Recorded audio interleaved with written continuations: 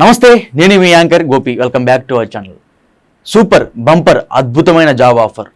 ఏం లేదు, అందమైన అమ్మాయిలను ప్రెగ్నెంట్ చేస్తే చాలు.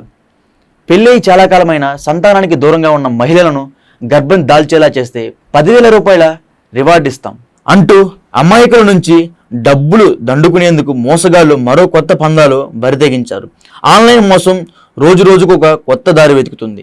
మోసానికి కాదేది అనర్హం అన్నట్టు దొండగులు అన్ని దారులను దోపిడీకి పాల్పడుతున్నారు.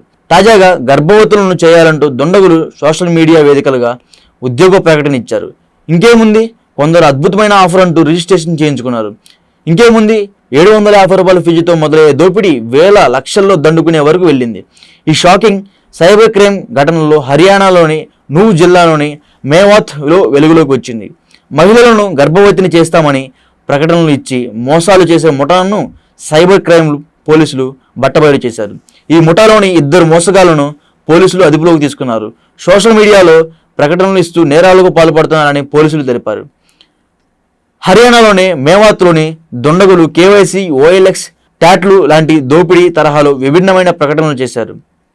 దీంతో కొందరు మోసపోయి ఈ ప్రకటనలపై ఫిర్యాదు చేశారు. ఈ ఫిర్యాదును అందుకున్న నూహ్ జిల్లా సైబర్ పోలీస్ స్టేషన్లో 2 మోసగాళ్లను అరెస్ట్ చేశారు. ఈ ప్రకటన చూసి పోలీసులే అవాక్కయ్యారు. పోలీసులు తెలిపిన వివరాల ప్రకారం ఇప్పటి వరకు వివిధ రకాల ఉద్యోగాల కోసం చాలా ప్రకటనలు వెలువడ్డాయి. కానీ మొదటిసారిగా షాక్ అయ్యే ఉద్యోగ ప్రకటనను మేము చూశాము. అసలే మోసగాళ్లు పెళ్ళయి చాలా కాలమైన సంతానం కలగని ఇలాంటి మహిళలను గర్భవతులను చేసేందుకు ఈ ప్రకటనలు చేశారు. అందమైన మహిళలను ఫోటోలను సోషల్ మీడియాలో పోస్ట్ చేసి మోసగాళ్లు వారిని గర్భవతిని చేస్తే వ్యక్తికి 10,000 రివార్డు ఇస్తామని ప్రకటించారు అంటూ పోలీసులు తెలిపారు. రిజిస్ట్రేషన్తో పాటు ఈ మోసం మొదలవుతుంది. ఆ తర్వాత ఇందుకోసం యువత సులువుగా ప్రభావితమై ఉచ్చులో చిక్కుకునేలా మోసగాళ్లు షరతు పెట్టారు. ఈ ప్రకటన చూసి అందులో ఇచ్చిన నంబర్ ఫోన్ చేయగానే సెక్యూరిటీ పేరుతో మోసగాళ్లు 750 రూపాయలు డిమాండ్ చేశారు.